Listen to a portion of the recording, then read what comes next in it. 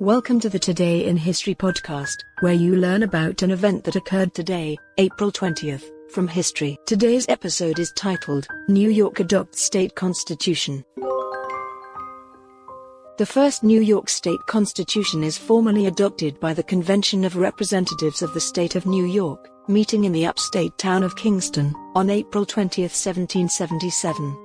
The Constitution began by declaring the possibility of reconciliation between Britain and its former American colonies as remote and uncertain, thereby making the creation of a new New York government necessary for the preservation of internal peace, virtue and good order. Three governmental branches were created by the new Constitution: an executive branch, a judicial branch and a legislative branch. The Constitution called for the election of a governor and 24 senators and identified eligible voters as men who were possessed of freeholds of the value of £100, over and above all debts charged thereon.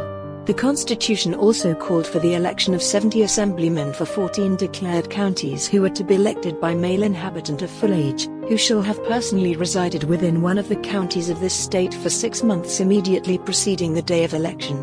New York also guaranteed the right to trial by jury, which had been eroded under British rule. Despite the New Yorkers' stalwart efforts to erect a new government, they were an occupied people.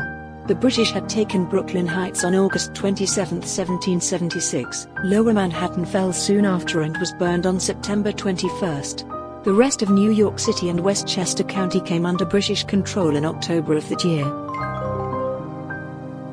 Today's historic event is provided by History.com. You can find a link to the article in the show notes.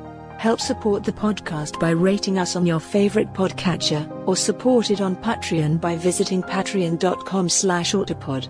Thanks, and tune in tomorrow for an all-new episode of Today in History.